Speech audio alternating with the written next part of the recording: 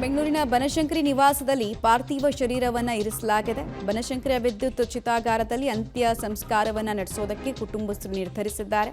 ಸಾರ್ವಜನಿಕರ ಅಂತಿಮ ದರ್ಶನದ ಬಳಿಕ ಅಂತ್ಯ ಸಂಸ್ಕಾರ ನಡೆಸೋದಕ್ಕೆ ಕುಟುಂಬ ತೀರ್ಮಾನಿಸಿದೆ.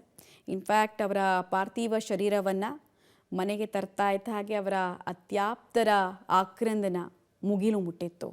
ಅಪರ್ಣ ಇನ್ನಿಲ್ಲ ಅನ್ನುವಂತಹ ನೋವು ಅವರನ್ನು ಪರಿಪರಿಯಾಗಿ ಕಾಡ್ತಾ ಇತ್ತು ಅನ್ನೋದು ಕೂಡ ಭಾಳ ಸ್ಪಷ್ಟವಾಗ್ತಾ ಇತ್ತು. ನಿನ್ನೆ ರಾತ್ರಿಯಿಂದ ಕೂಡ ಬಹುತೇಕ ಕನ್ನಡ ಚಿತ್ರರಂಗದ ಬಹುತೇಕ ಗಣ್ಯರಿರ್ಬೋದು ಅಥವಾ ಈ ಕಿರುತೆರೆ ರಂಗದವರಿರ್ಬೋದು ಎಲ್ಲರೂ ಕೂಡ ಸಂತಾಪವನ್ನು ಸೂಚಿಸ್ತಾ ಅಪರ್ಣಾ ಬಗೆಗಿನ ಒಂದೊಂದೇ ವಿಚಾರಗಳನ್ನು ತಿಳಿಸ್ಕೊಡ್ತಾ ಇದ್ರು. ಇನ್ನಷ್ಟು ಅಪರ್ಣಾ ಬಗೆಗೆ ತಿಳಿಯೋದಕ್ಕೆ ಎಲ್ಲ ವಿಚಾರಗಳು ಸ್ಪಷ್ಟ ಆಗ್ತಾ ಇತ್ತು.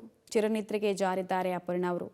ಸದಾ ತಮ್ಮ ಮಾತಿನ ಮೂಲಕ ಎಲ್ಲರ ಪ್ರೀತಿಗೆ ಪಾತ್ರರಾಗಿದ್ದರು. ಕನ್ನಡದ ಬಗೆಗಿನ ಅಭಿಮಾನ ಎಷ್ಟೋ ಜನ ಇವರ ನಿರೂಪಣೆ ಕಾರಣಕ್ಕೆ ಹೆಚ್ಚು ಮಾಡಿಕೊಂಡಿದ್ದನ್ನು ಕೂಡ ಬಹಳಷ್ಟು ಜನ ಹೇಳಿದ್ದಾರೆ.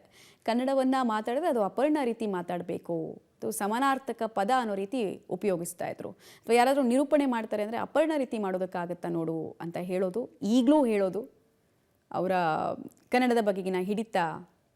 ಜೊತೆಗೆ ಕನ್ನಡ ನಿರೂಪಣೆಯಲ್ಲಿ ಅವರು ಸಂಪಾದಿಸಿರುವಂತಹ ಸ್ಥಾನಮಾನ ಎಂಥದ್ದು ಅನ್ನೋದಕ್ಕೆ ಬಹುತೇಕ ಅತಿ ದೊಡ್ಡ ನಿದರ್ಶನ ಅಂತ ಅನಿಸುತ್ತೆ. ಇತ್ತೀಚೆಗೆ ಕೂಡ ನಾವು 2013ರ ಕನ್ನಡದ ಬಿಗ್ ಬಾಸ್ನ ನಂತರ ಅವರನ್ನು ತುಂಬ ಕಂಟಿನ್ಯೂಸ್ ಆಗಿ ರಿಯಾಲಿಟಿ ಶೋಗಳಲ್ಲಿ ನೋಡ್ತಾ ಇದ್ವಿ. ಜನರನ್ನು ತಮ್ಮ ವಿಶಿಷ್ಟ ಕಾಮಿಡಿಯ ಮ್ಯಾನರಿಸಮ್ ಮೂಲಕ ನಗಿಸ್ತಾ ಇದ್ದದನ್ನು ಗಮನಿಸ್ತಾ ಇದ್ವಿ. ಅನೇಕ ಚಿತ್ರಗಳಲ್ಲಿ ಬಣ್ಣ ಹಚ್ಚಿದ್ರು. ಸೀರಿಯಲ್ಗಳಲ್ಲಿ ಅವರು ಮಾಡಿದಂತಹ ಪಾತ್ರ ಇವತ್ತಿಗೂ ಕೂಡ ಜನಜನಿತವಾಗಿದೆ. ಅಷ್ಟು ಅದ್ಭುತವಾದಂತಹ ನಟನೆ, ಪ್ರತಿಯೊಂದು ಹಾವಭಾವಗಳನ್ನು ವ್ಯಕ್ತಪಡಿಸೋದು, ಪ್ರತಿ ಭಾವನೆಗಳನ್ನು ವ್ಯಕ್ತಪಡಿಸೋದು ಅಪರ್ಣಾ ಅವರಿಗೆ ತುಂಬ ಅನಾಯಾಸದ ಕೆಲಸವಾಗಿತ್ತು ಅನ್ನೋದು ಕೂಡ ಅವರ ಪ್ರತಿ ಪಾತ್ರದ ಮೂಲಕ ಕೂಡ ನಾವು ಅರ್ಥ ಮಾಡ್ಕೊಳ್ಬೋದು.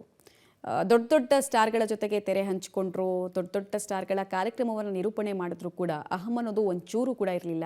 ಸದಾ ನಿರರ್ಗವಿಯಾಗಿರ್ತಾ ಇದ್ರು. ಜೊತೆಗೆ ಅವರ ವಿನಯತೆಗೆ ಭಾಳ ಹೆಸರುವಾಸಿಯಾಗಿದ್ರು.